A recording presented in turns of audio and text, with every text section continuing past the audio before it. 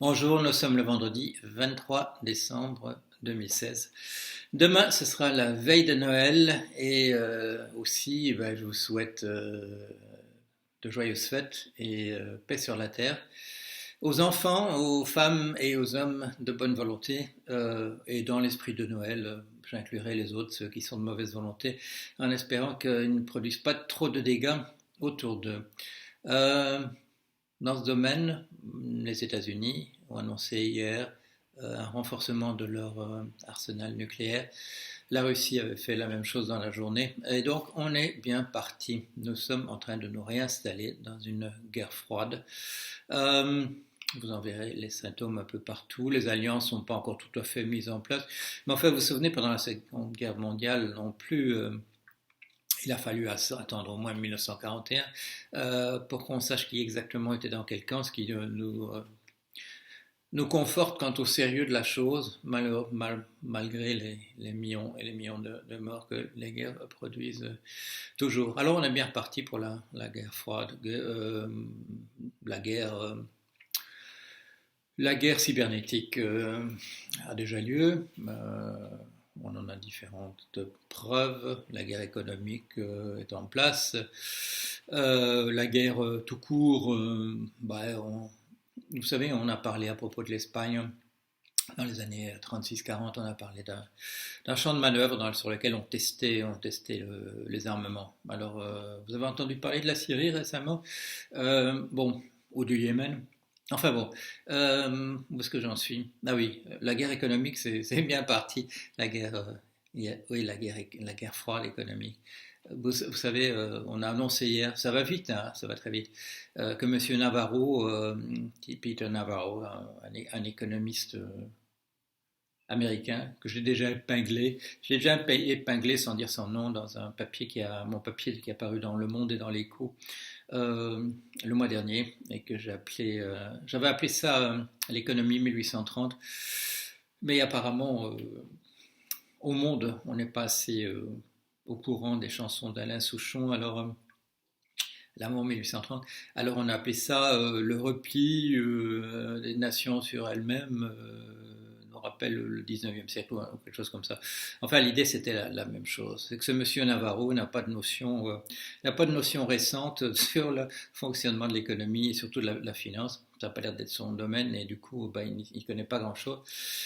Et donc je me moquais du fait que son souverainisme à 25 centimes, c'était bien pour effectivement les années 1830, mais que ça fait longtemps que l'économie et surtout la finance ne fonctionnent plus comme ça. Enfin, il n'a pas l'air du tout au courant de la finance, donc ceci expliquant sans doute cela. Il y a, à la nouvelle de sa nomination hier, il y a un très bon article je ne sais plus si c'est dans le Wall Street Journal ou dans le Financial Times, mais en tout cas qui montre que ça doit être excusez-moi, dans le Financial Times, il y a une interview d'un professeur, une professeuse, comme on dit maintenant, chinoise, mais qui explique que, voilà, c'est pas très difficile de neutraliser en quelques mesures ce que M. Navarro propose. Le problème, c'est l'amateurisme. Hein. Déjà, les professionnels, c'est pas brillant. Alors, si on met des amateurs dans les ministères, ça va. Enfin bon. Alors, cette professeure chinoise, elle expliquait que, voilà, en ce moment, il y a 292 commandes d'avions par la Chine à la compagnie Boeing. Alors, il suffit de dire qu'on n'en a pas besoin tout de suite, n'est-ce pas?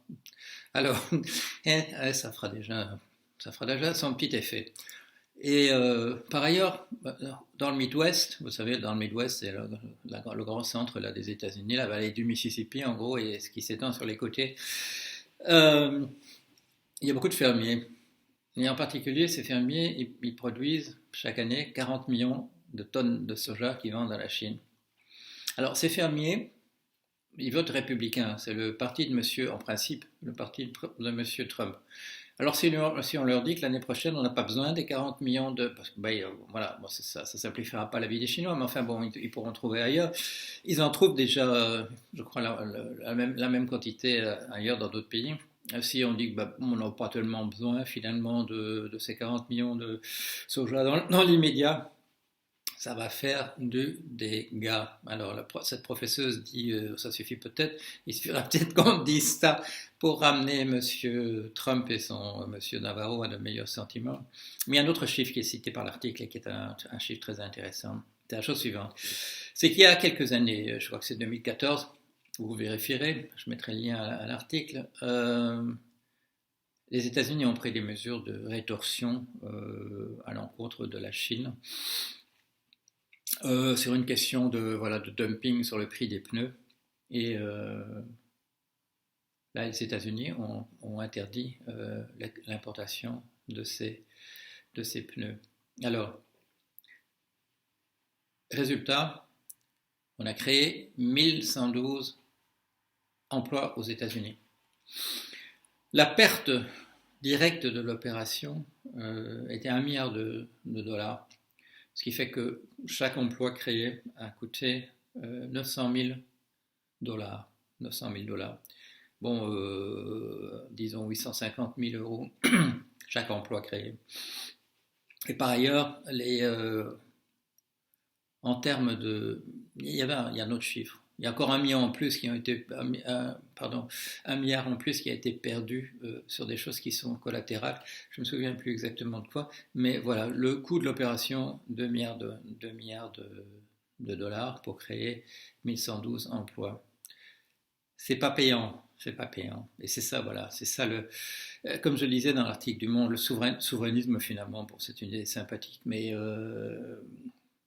il y aurait trop à démailler, trop à détricoter. On n'est plus dans un monde où c'est même possible.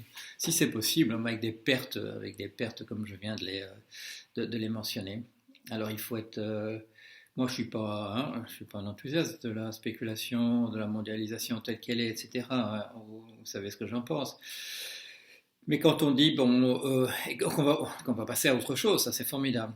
Mais qu'on va simplement détricoter ce qui est en place pour revenir à des solutions du 19e siècle, là je dis ça coûte trop cher, et c'est vrai, ça coûte trop cher, on ne peut pas se permettre.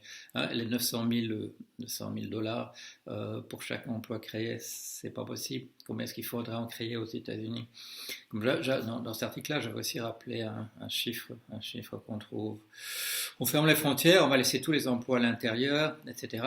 Et on s'aperçoit que sur une certaine période, dans les rapports des États-Unis avec la Chine, qu'effectivement 13% d'une certaine quantité d'emplois, 13% des emplois perdus l'ont été du fait du commerce avec disons, l'Extrême-Orient, et 87%, c'est-à-dire la quasi-totalité, ont été perdus par la mécanisation, par l'automation, la robotisation, le remplacement par du logiciel. Alors on peut fermer les frontières autant qu'on veut, on peut monter des murs aussi haut qu'on veut, tant qu'à l'intérieur, la mécanisation, le progrès de l'automation, etc., a lieu dans la proportion qu'on voit. Bon, c'est pas ça. On vit dans un... C'est ça toujours la même remarque de Hegel, comprendre l'époque dans laquelle on est. Analyser la situation actuelle comme si on était en 1830, ça donne rien. Si, c'est de l'amateurisme, voilà, on ne connaît pas son métier. Et ça va faire, ce que je viens de dire là, ça fait la transition avec ce que je vais dire maintenant. Vous allez voir, je vais faire quelque chose que je ne fais pas d'habitude, hein, vraiment pas. Je vais dire quelques mots à la défense des banquiers. Je vais dire quelques mots à la défense des banquiers. C'est à propos de l'affaire aujourd'hui des amendes Crédit Suisse, Barclays, il y a pas un autre banquier mentionné, pour ce qui s'est passé dans le domaine du mortgage-backed securities, en fait asset-backed securities, ces titres adossés à des titres subprimes.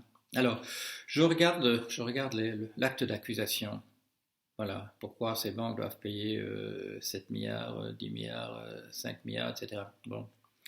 Et là, il y a des erreurs, vraiment des erreurs flagrantes. Bon, quand on cite un mail d'un type qui dit on va faire un titre en l'adossant à de la merde pas possible.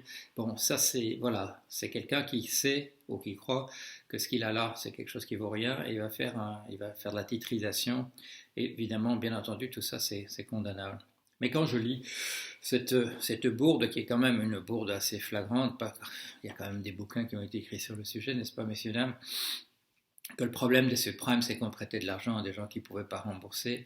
Dans le domaine du raccourci, c'est quand même un peu rapide. Dans le cas, dans le contexte, et ça je l'ai raconté dans plusieurs bouquins, quand même, celui où j'annonçais la crise du capitalisme américain, et puis dans le suivant, l'implosion, j'ai quand même raconté le mécanisme de la crise. Alors, c'était quoi? Il y avait une bulle financière autour de l'immobilier. Quand les calculs étaient faits de savoir si les gens pouvaient rembourser les prêts qu'on leur accordait, à des firmes comme IndyMac, Countrywide, dans lesquelles j'ai travaillé, des firmes où j'ai eu l'occasion de rencontrer le patron, où j'ai eu l'occasion chez IndyMac d'avoir de longues discussions avec monsieur Mike Perry. Dans le cadre de la bulle, personne ne prêtait de l'argent à des gens qui ne pouvaient pas rembourser. On prêtait de l'argent à des gens qui pouvaient rembourser. Quand on dit, comme dans l'acte d'accusation, qu'on ne faisait pas suffisamment attention aux caractéristiques propres de l'emprunteur, c'est vrai, mais bien entendu. Mais ça, c'était notre risk-based pricing, notre manière de calculer le prix du taux à partir du risque réel. Le risque, dans le cadre de la bulle, le risque était lié au prix de la maison, il n'était pas lié à la capacité ou non de l'emprunteur de gagner un peu plus au cours de l'année ou gagner un petit peu moins. Dans le poids qu'il fallait attribuer à ce facteur caractéristique personnelle de l'emprunteur et prix de la maison, le prix de la maison représentait, je ne sais pas, je vais dire un chiffre à tout hasard, 80%. Voilà. Alors, nous dire maintenant, comme dans cet acte d'accusation que je viens de lire du ministère de la Justice, qu'on prêtait délibérément de l'argent à des gens qui ne pouvaient pas rembourser. Non, dans le cadre de la bulle, ils pouvaient rembourser. Tout ça a été bien expliqué, qu'on ne faisait pas assez attention aux caractéristiques de l'emprunteur. Eh bien oui, bien sûr, mais c'était le calcul de risque qui était bien fait, c'était risk-based pricing, tout ça à l'intérieur même des titres. Il y avait une structuration, la structuration était bien foutue. Elle était bien foutue, c'est-à-dire qu'il y avait des réserves qui étaient constituées, et les réserves en général étaient conservées par la banque. C'est tout à fait en fin de période de 2007-2008 que les banques ont essayé de se débarrasser de ça, essayer de le vendre à l'extérieur. Non, c'était bien foutu, mais tout ça reposait sur le fait qu'il y avait une bulle. Alors, qui sont les responsables? Eh bien, moi je vais vous le dire, et vous allez dire... si j'exonère un peu les banquiers dans ce cas-ci, je retombe toujours sur les mêmes. Eh bien oui, je retombe toujours sur les mêmes. Parce que, et ça je l'ai dit en 2010, vous pouvez le voir quand je regardais en direct l'audition des dirigeants de Goldman Sachs et qu'on les accusait d'escroquerie, j'avais dit avant même qu'on les interroge, ils n'ont même pas dû le faire. Si on les interroge, on dit mais pourquoi est-ce que vous avez fait toutes ces saloperies, pourquoi vous avez fait tout ça, etc. Ça a l'air d'être complètement con ce que vous avez fait et ainsi de suite. Monsieur Blankfein aurait pu dire monsieur, je peux vous citer le nom de 10 prix Nobel d'économie qui pourraient assurer, certains sont morts, comme von Hayek, comme Friedman, etc. Certains étaient déjà morts à l'époque, mais il y en avait encore assez de vivants pour dire que M. Blankfein, à la tête de son truc, de ce Goldman Sachs, avait fait exactement ce que disaient les prix Nobel d'économie. Quand on lui dit, oui, mais vous êtes un spéculateur, il dit, moi, spéculateur, absolument pas, je suis un market maker. Voilà. Je l'avais dit avant, M. Blankfein va dire qu'il est un market maker, il ne dira pas qu'il est un spéculateur, parce que la catégorie de la spéculation, le mot spéculateur, il n'existe pas dans la théorie économique, dans la science entre guillemets économique, ce sont des mots qui n'existent pas. Il y a uniquement des market makers, il y a uniquement des gens qui procurent de la liquidité, et ainsi de suite. Alors, ça c'est la première chose que je vais le dire. La seconde, c'est celle-ci, et là j'ai préparé un petit papier. Voilà, j'ai préparé un petit papier. Qui est responsable ? Qui est responsable dans ce cas-là, si c'est pas les banquiers en tant que tels, qui surfaient sur la bulle, qui savaient entre eux que une bulle ça peut éclater, mais il y avait dans aucun de nos systèmes de gestion du risque produit par des économistes, il n'y avait pas les éléments qui pouvait déclencher l'alerte. Je l'ai dit, au moment où Countrywide s'enfonce entièrement, il n'y a aucun des voyants qui s'allume, aucune des sonnettes d'alarme qui s'allume, il n'y a aucune sirène qui... Si, le jour où tout s'effondre, tout ça se commence à faire du bruit, à flasher, etc. Mais les modèles qu'on avait ne nous permettaient pas de le voir. Ce sont des modèles statiques, tout à fait statiques, comme l'évaluation que je viens de citer par le ministère de la Justice américain. Alors, qui est responsable? Ben voilà. Je l'ai dit à l'époque, je vais le répéter parce qu'il faut quand même que ce monsieur atteigne une certaine célébrité. Il y a un papier publié en janvier 2005. Voilà. Economic Tests of Asset Price Bubbles Taking Stock. Test économétrique sur les bulles dans le prix des actifs, le point sur l'affaire, par M. Refet Gürkenak. Qui est M.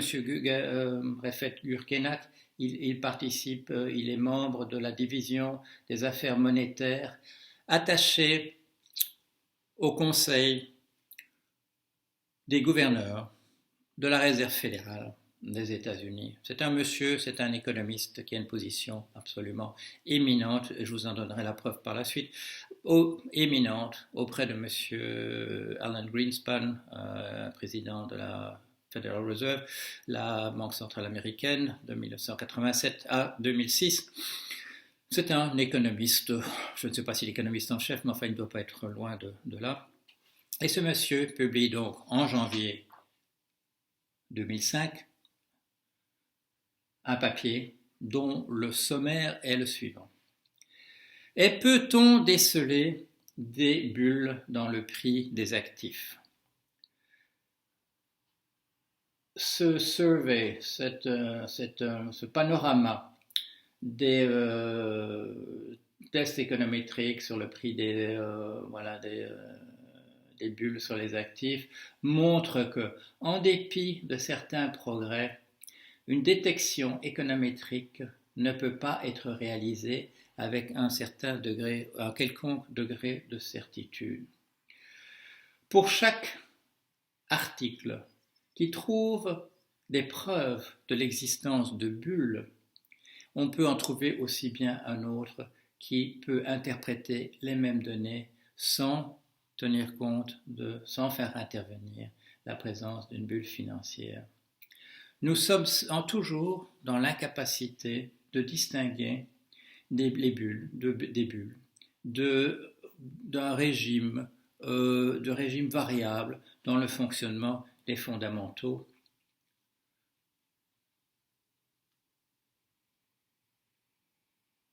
Et la plupart des problèmes qui se posent sur de petits échantillons laissent la question entièrement ouverte. Ce papier qui a bien circulé, qui a été très connu, a été interprété par tout le monde comme étant la preuve que les bulles financières probablement n'existent pas.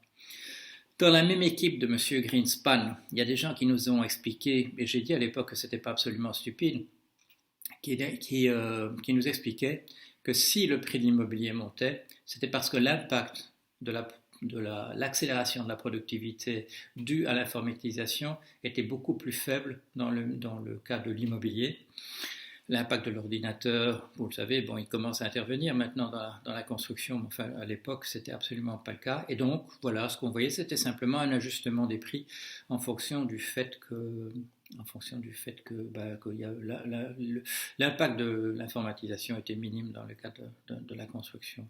Alors, ce monsieur a fait un boulot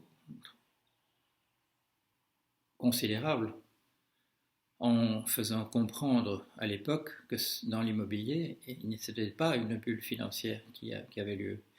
Nous, dans les banques, au moins on le savait, mais on ne nous donnait pas les outils qui permettaient de le mettre en évidence. Alors on en discutait entre nous, en disant ça va se casser la gueule, on le savait très bien. Je l'ai expliqué, moi j'allais fouiller un peu plus dans les coulisses que mes petits camarades, j'allais voir dans les recensements, j'allais voir dans les histoires dans les bases de données, j'allais voir dans les histoires de faillite personnelle et ainsi de suite, qui étaient les subprimes. Je documentais, mon livre était prêt en 2005, je faisait la documentation et voilà, une prévision sur ce qui allait se passer. Donc c'était pas imprévisible, bien entendu, mais on avait au-dessus de nous des autorités économiques qui nous disaient qu'on rêvait, que de toute manière, on ne pouvait pas voir s'il y avait des bulles ou pas, et que l'existence même, comme vous l'avez entendu, que l'existence même des bulles n'a pas encore été éprouvée. Alors, cerise sur le gâteau, et je vais terminer là-dessus, je vous l'ai raconté, je crois, à l'époque. En 2009, je rentre en France. Bon, on fait quand même un peu attention à ce que j'ai raconté parce que la crise avait eu lieu. Ironie de la chose pour le papier de M. Gurkenak, janvier 2005, c'est une version, voilà, c'est une version qui circule comme ça, voilà, à laquelle on peut avoir accès. C'était disponible sur le site de la Federal Reserve, et c'est là que je l'avais lu. Ironie de la chose, son papier, il est publié avec pour date janvier 2008, son papier disant qu'il n'y a pas de bulle financière, qu'il n'y a pas, et en particulier que dans le domaine de la construction, il paraît en janvier 2008. Bon. Mais alors, la super ironie de la chose, c'est que donc je suis en 2009 en France, on m'a dit voilà monsieur, on m'appelle, on m'a dit on aimerait bien que vous participiez à une série de présentations qui aura lieu. Et nous avons un invité de marque, et qui prendra la parole en premier. C'est Monsieur Refet Gurkenak, l'auteur de ce papier disant qu'il n'y a pas de bulles. S'il y a des bulles, on ne peut pas savoir qu'elles existent puisqu'on n'a pas d'instrument pour le faire. Et c'est ça. On dit qu'il n'y a pas de sanctions, il n'y a pas de sanctions contre les banquiers pour ce qu'ils ont fait comme erreur, etc. Mais c'est bon. Est-ce qu'il y a des sanctions? Et ça, l'exemple là que je viens de donner de M. Gurkenak, est-ce qu'il y a des sanctions contre les économistes pour les conneries qu'ils disent? Non, encore moins. Encore moins, au point que voilà, qu'on puisse présenter comme une vedette un gars dont la responsabilité n'était pas nulle dans l'effondrement qui venait d'avoir lieu, qu'on puisse le présenter comme une vedette, probablement simplement sur son titre de faire partie de l'équipe de monsieur Greenspan, en mettant entre parenthèses le fait que M. Greenspan avait été accusé non seulement d'ignorance, d'incapacité à faire son boulot, d'incompétence notoire, etc. Il s'était retrouvé sur la sellette en octobre 2008, devant dire qu'il n'avait effectivement pas compris ce qui était en train de se passer, et affirmant que la main visible, pour une raison qui lui échappait, n'avait pas fonctionné. Bon. Il n'y a pas de sanction pour l'incompétence, Et c'est pas une question d'incompétence, parce que voilà, ce monsieur Gurkenak, il va trouver 1 million d'autres économistes disant qu'il est un génie. C'est nous qui n'arrivons pas à ce qu'on sanctionne ces gens, et je ne parle pas de les traîner devant les tribunaux, mais qu'ils soient une fois pour toutes visibles et su que ce sont des filous, que ce sont des escrocs qui nous vendent de la camelote, que ce sont des charlatans. Je lisais un papier qu'on me faisait parvenir d'un physicien qui employait le mot, c'est un article qui date d'il y a quelques années, mais disant, bon, écoutez, des gens comme moi, on parle sérieusement d'économie, mais ceux qui se font passer pour économistes, ce sont des charlatans, il faut employer ce mot-là. Et la plupart du temps, ils le disaient, ils le savent, ils savent et c'est simplement en serrant les coudes qu'ils empêchent que les sanctions tombent quant au savoir qu'ils dispensent de mauvaise foi, en sachant que c'est de la camelote. Je vous le recommande souvent, lisez le bouquin de Mackenzie qui a interrogé des prix Nobel, quand ces gens ont bu un petit coup et quand ils ont l'impression de parler en confidence, off the record, ils vous disent qu'ils savent que c'est de la merde et que voilà, c'est ça qu'ils vendent et ils savent rien faire d'autre. Ou alors comme Scholz, de vendre un modèle merdique et puis de gagner de l'argent sur le fait de savoir que son modèle est mauvais et connaître et savoir comment il faut le corriger pour que ça marche. Ça, c'est de l'escroquerie en grand. Ça n'a pas empêché M. Scholz d'avoir un prix Nobel d'économie. Voilà. Ces choses-là doivent être dites et répétées. Surtout quand il y en a encore qui ont l'arrogance de considérer qu'ils sont des victimes. Je parle de messieurs Cahuk et Zilberbeck qui se présentent en victimes parce qu'on critique je veux dire, la qualité de ce qu'ils racontent. Cette qualité est nulle, il faut continuer à le répéter. Voilà, allez, à bientôt.